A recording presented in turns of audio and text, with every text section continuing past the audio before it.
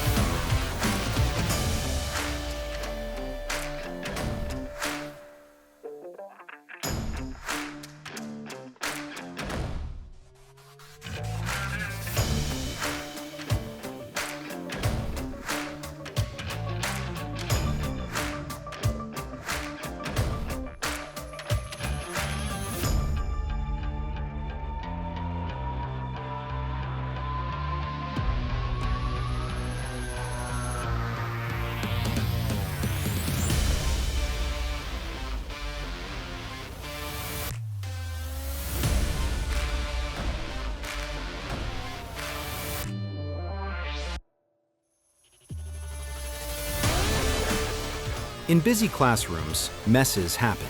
Addressing them quickly makes all the difference.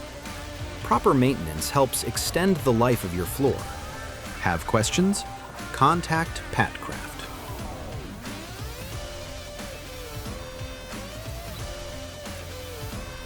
Always refer to maintenance guidelines for your product.